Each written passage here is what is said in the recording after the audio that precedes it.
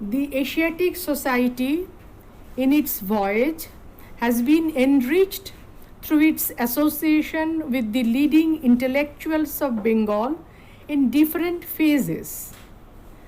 The institution is indeed privileged to develop an endearing relationship with Acharya Prafulla Chandra Ray, the foremost among the pioneers of 19th century who had heralded awakening in Bengal.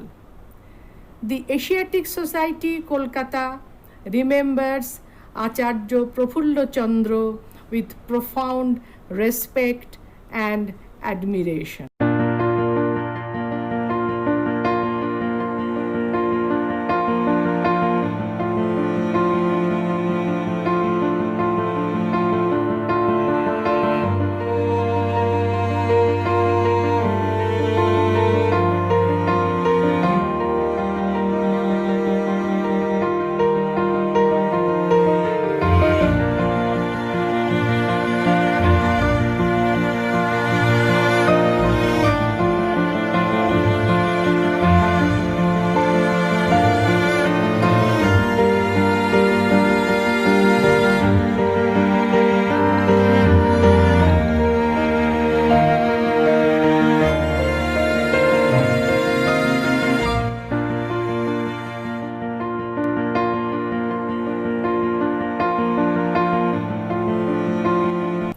Born in 1861 in a remote village Raruli in the district of Jessore, Prafulla Chandra Ray was foremost of 19th century Bengali intellectuals who succeeded in representing a fruitful synthesis of Oriental wisdom and Occidental scientific predilections.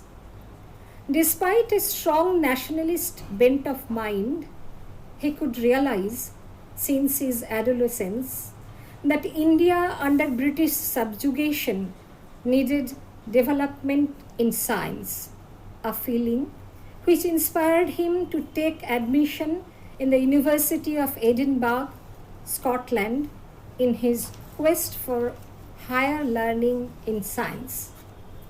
It is also an accepted fact that in the late 19th and early 20th century, there was a surge of science education in India, sponsored by British hegemony as a part of their imperialist practice. Despite his apathy towards British egoism and discriminatory attitude towards Indians, Prafulla Chandra's profound admiration for the progressive Western civilization and support for Western education and learning elicited his admiration towards the Asiatic Society of Bengal, which, since its inception in 1784, had paved the way of promotion of Oriental learning and at the same time inculcated modern, enlightened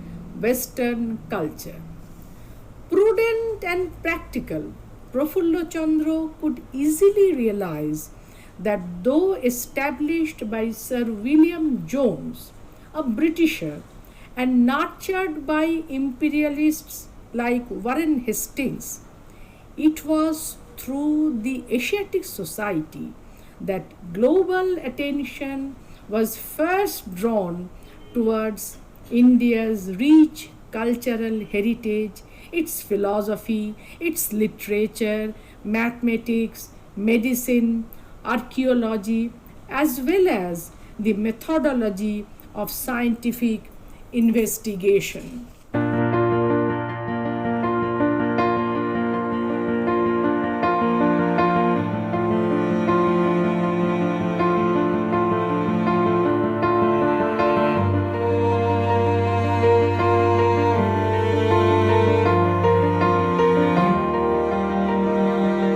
The pursuit of serious science encompassing physics, botany, zoology, meteorology, etc., occupied major areas of the society's activities.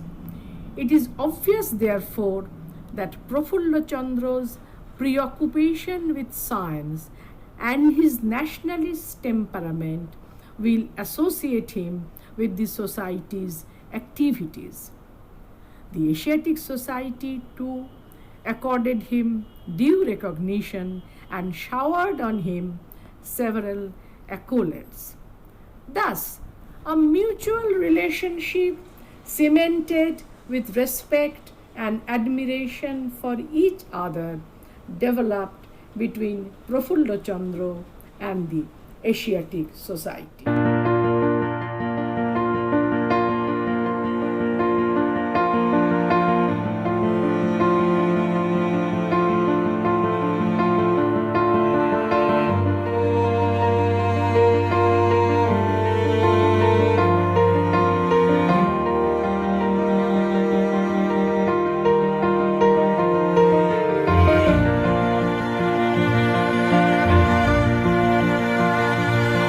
To commemorate this relationship between Prafulla Chandra, a scientist of international repute and a nationalist, and an entrepreneur on one hand, and the Asiatic Society delving deep in its quest for knowledge on the other, this exhibition has been organized by the library section of the Asiatic Society.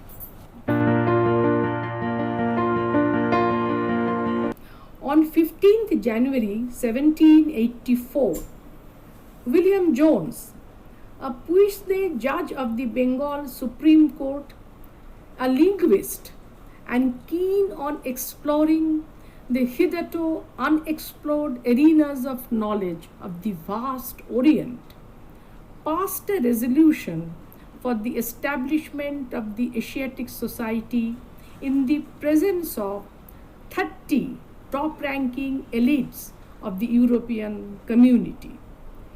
In his first anniversary discourse, delivered on 15 February 1784, Jones made it clear that side by side with inquiries about man and nature, science is also another important area of research for this academic institution.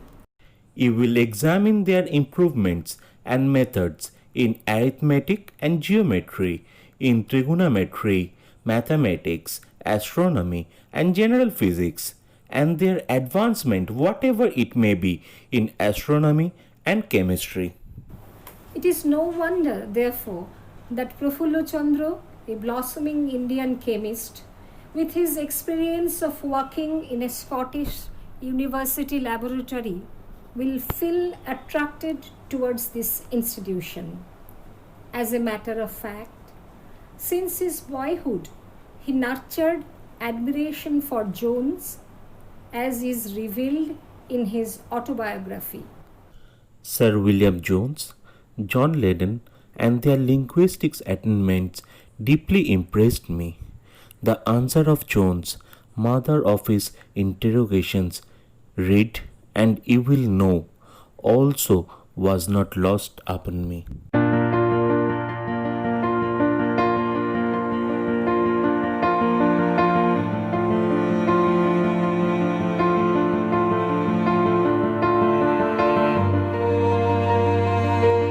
This sense of respect paved the way of a vibrant relationship between the Asiatic Society established by Jones and Prafulla Chandra.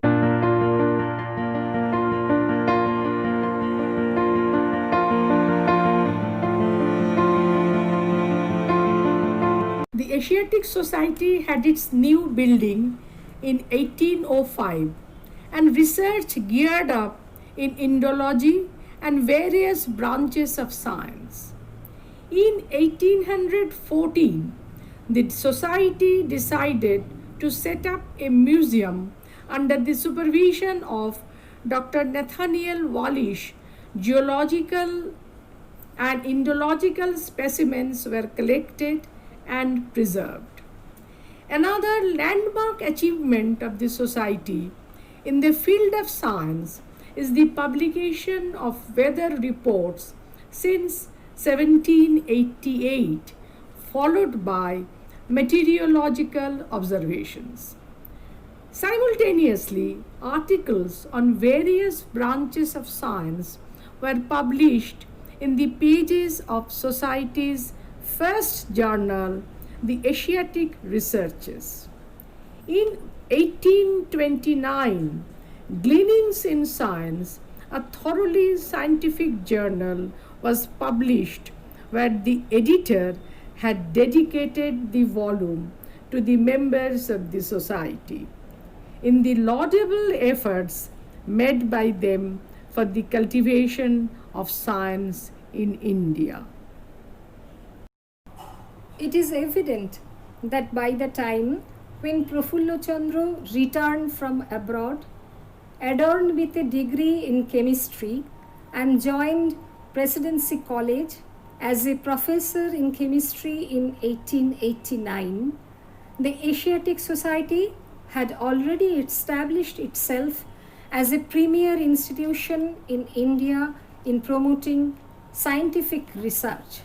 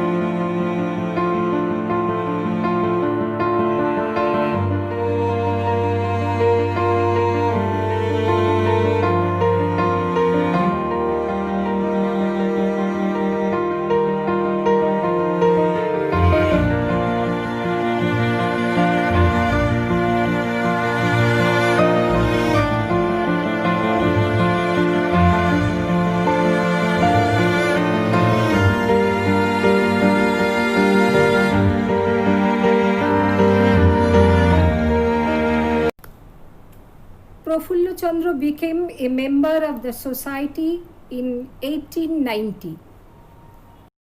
This is the beginning of a long-lasting relationship between Prafullo Chandra and the Asiatic Society.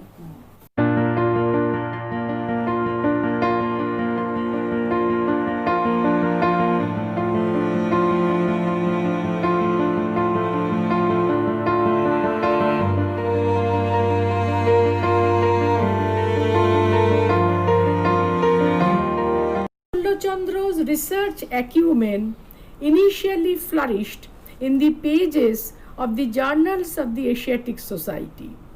The fruits of his penetrating research in chemistry were published in the journals of the Asiatic Society at the beginning of his career as an innovative scientist. In his own words, The work undertaken thus involved stupendous labor, and I was busy with it for nearly 3 years, and the result obtained were published in the Journal of the Asiatic Society of Bengal for 1894, entitled Chemical Examination of Certain Indian Food Stuffs, Part 1, The Fats and Oils.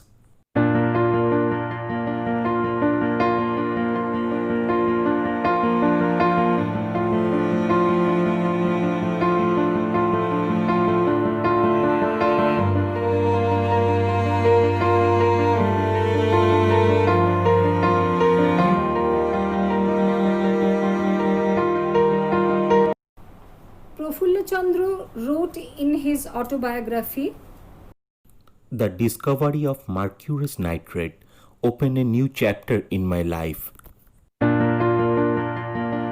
this discovery of a novel compound and the circumstances which led to this path-making discovery was published first in the Journal of the Asiatic Society. In this illuminating article, Prafulla Chandra described the circumstances which led to this discovery.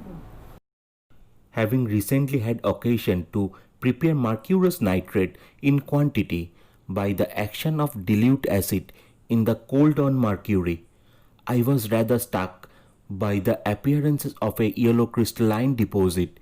A preliminary test proved, however, to be at once a mercurous salt as well as nitrate. The interesting component promised thus amply to repay an investigation. the illustrious science journal Nature, 1896, though a bit skeptical about the quality of the Journal of the Asiatic Society as a scientific journal, however, mentioned this article by Prafulla Chandra published in the Journal of the Society.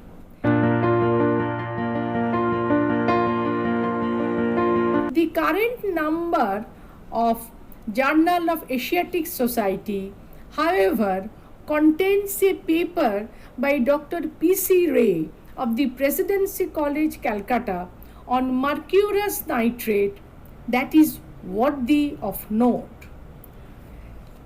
Pedler, the then president of the society, mentioned the significant achievement of Prafulla Chandra published in the journal.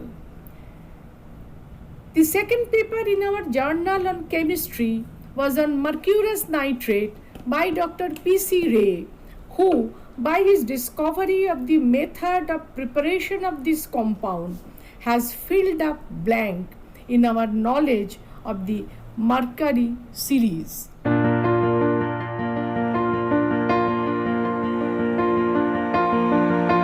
While digging in the history of chemistry, Prafulla Chandra felt that ancient Indian texts on chemistry preserved in manuscripts need to be explored.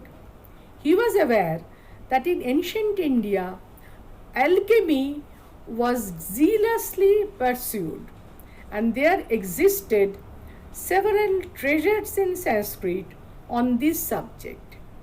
He first wrote introductory chapters of a Sanskrit text, Rasendra Sara Sangraha. But one evening in the Asiatic Society changed the course of his life. In his own words, One evening, while I was attending a meeting of the Asiatic Society of Bengal, my attention was directed to the current issue of the journal, The Savants, lying on the table. an article by Barthelot motivated him, and he made vigorous search of manuscripts on this topic. He mentioned Rajendralal Mitra's notices of Sanskrit manuscripts and finally, the outcome of his research was published under the Bibliotheca Indica series of the Asiatic Society. The Rasaranavam, or the Ocean of Mercury and Other Metals and Minerals, edited by P.C. Ray and K.C. Kobiratno, 1910.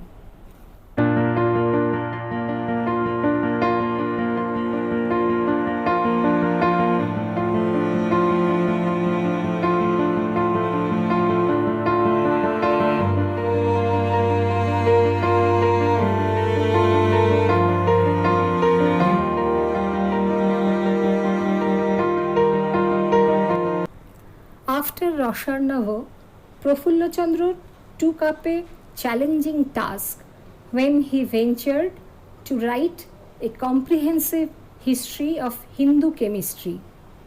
In this painstaking research, he unhesitatingly put on record his appreciation for the Asiatic Society Library.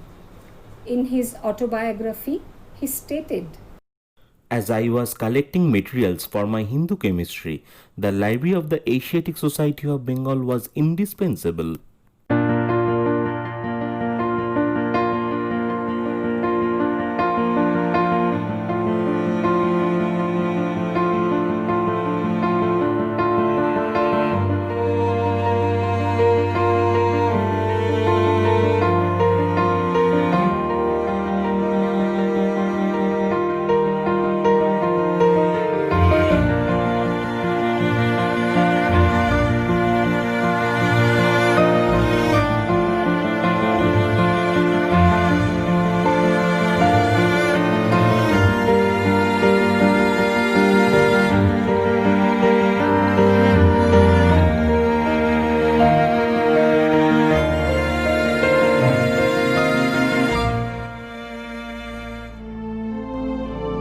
The exchange of letters between Prafulla Chandra and the Asiatic Society officials substantiates an extremely cordial relationship maintained by the Asiatic Society with Prafulla Chandra.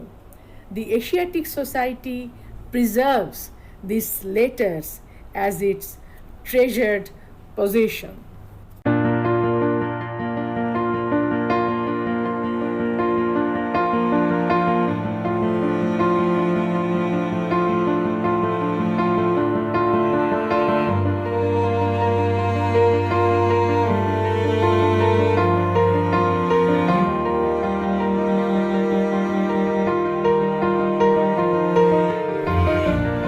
in recognition of the scholarly achievements of Prafulla Chandra, the Asiatic Society awarded Sir William Jones Gold Medal to him in 1940.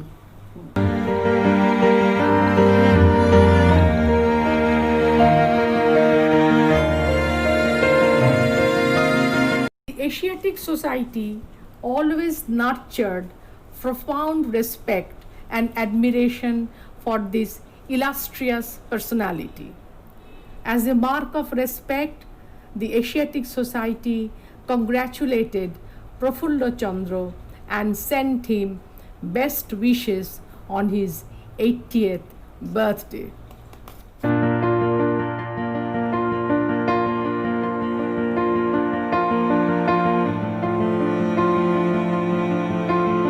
In a letter, Prafulla Chandra wrote, I can assure you, my dear sister, that in serving my favorite science, I have only one idea in my mind, namely that through her I should serve my country. God knows I have no other object in my life. as a matter of fact, Prafulla Chandra epitomizes selfless devotion to science, backed by a strong nationalist idea to serve his countrymen. His feeling is revealed in his statement. I have no sense of success on any large scale in things achieved, but have the sense of having worked and having found happiness in doing so.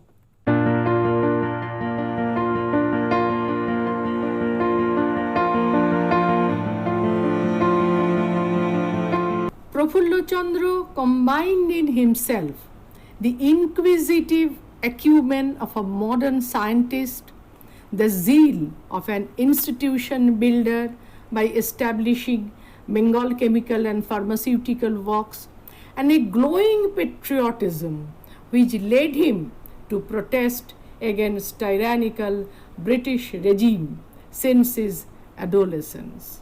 Indeed, he was one of those men who never lived for himself.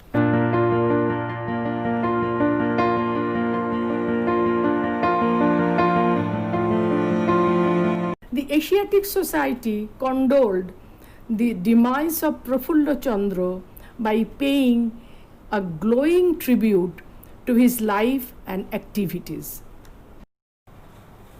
Sir Prafulla Chandra Ray belongs to that class of great men who never die. The work which Sir P.C. Ray had left behind was imperishable. As time came, the people of Bengal and India would realize what great part he played in the making of the national life of his motherland. Just 50 years ago, Dr. Ray had sent his first paper to be published in the proceedings of the society dealing with the chemical examination of certain Indian foodstuffs. Half a century ago, he had felt the need for a more satisfactory scientific analysis of Indian foodstuffs, a problem which had been agitating the minds of Indian scientists today. Sir P.C. Ray was a great scientist. He was famous for having built a school for Indian chemistry, but his real greatness lay not merely in the fact that he had attained personal eminence, but in the fact that he knew the art of making other people great and eminent. Indeed, he was one of those men who never lived for himself. Whatever he did, he gave to the others, and his great aim and ambition was to elevate his poor and unfortunate country. A man like Sir Prafulla Chandra Ray is not going to be born in India every day. His memory would remain fresh in the minds of his countrymen, not only for the present generation, but for generations yet unborn. The best way in which his countrymen can offer homage to this memory is to carry on dauntlessly the great work which he has begun.